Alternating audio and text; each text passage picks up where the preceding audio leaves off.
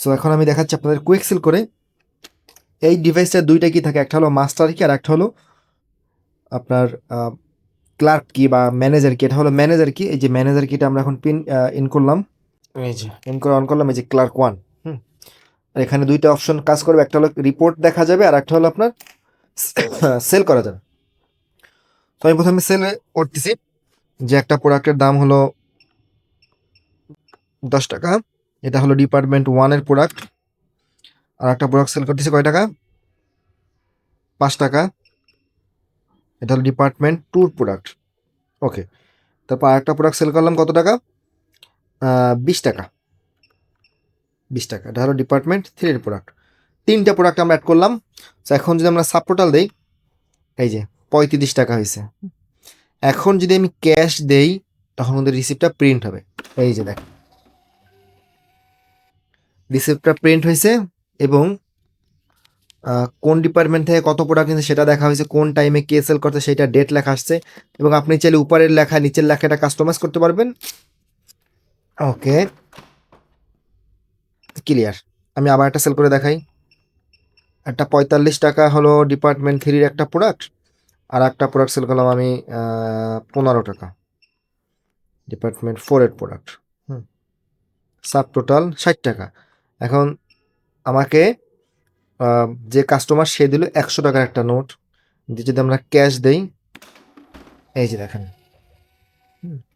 এই যে দেখেন রিসিপ্টে কি লেখা আসছে যে টোটাল হলো 60 টাকা, ক্যাশ দিছে 100 টাকা, আমরা চেঞ্জ করে দিছি 40 টাকা। এই রিপোর্টগুলো আপনি দেখতে পারবেন। এখন আপনি যদি রিপোর্টগুলো দেখতে চান তাহলে সেগুলো রিপোর্টগুলো দেখার জন্য আপনার সুইচটা কিটা ঘুরিয়ে এক্সের দিকে যাইতে হবে। এই যে দেখেন এখানে কিন্তু সব রিপোর্ট দেখতে পারবেন, department wise report, product wise report, hourly report, all report. আমি যদি এক্স রিপোর্টে ক্লিক করি, এক্স ফাইন্যান্সিয়াল রিপোর্ট, এই যে দেখেন প্রিন্ট হয়ে বেরোবে। আমি যেগুলা সেল করছি এই পর্যন্ত সেগুলোর রিসিপ্ট এখানে আছে। হ্যাঁ,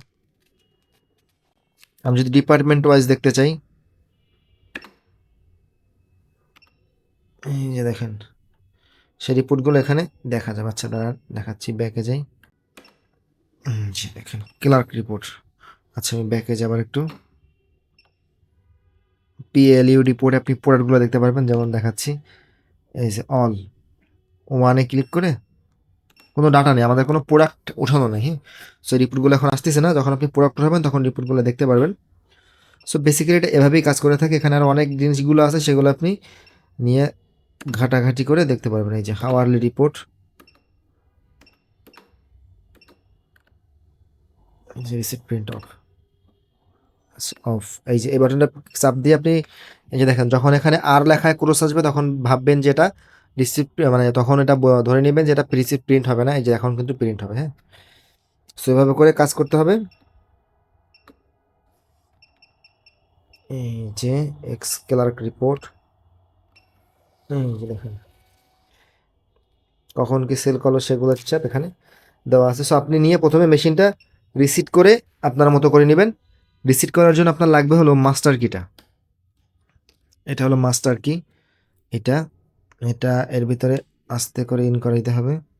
এটা সঠিকভাবে দিতে হবে। এটা কিন্তু দুইটা পোর্টই আছে, সো উল্টা পাল্টাভাবে দিলে কিন্তু লকটা কাজ করবে না। যেমন এটার ঘাটে ঘাট মিললে দেন আপনার এটা কাজ করবে। এই যে দেখেন ভিতরে ঢুকাই দিলাম ক্লার্ক। এই যে দেখেন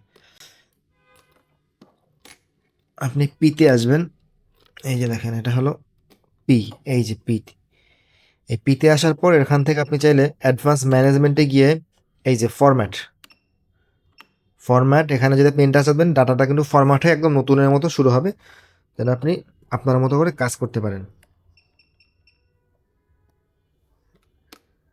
এখানে দেখেন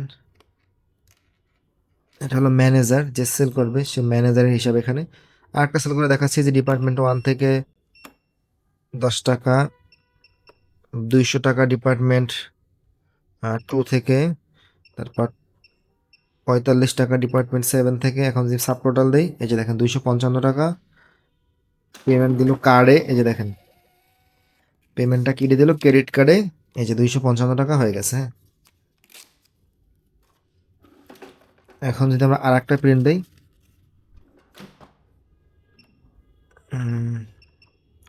20 টাকা ডিপার্টমেন্ট টুতে, তারপর 5 টাকা 55 টাকা ডিপার্টমেন্ট 8-এ 32 টাকা। এখন যদি আমি চেঞ্জ দেই, এই যে দেখেন পেমেন্ট পেমেন্ট করছে 32 টাকা যেটাই দিয়েছিলাম। এখন যে কার্ড দিয়ে পে করে, এই যে দেখেন তার ক্রেডিট কার্ডের মানে বিল ডিউ কত সেটা কিন্তু এখানে লেখা আছে। সেভাবে করে আপনি হিসাবগুলো করতে পারবেন। আর প্রত্যেকবার হিসাব করা যখন শেষ হবে ক্যাশ ড্রয়ার অটোমেটিক খুলে যাবে।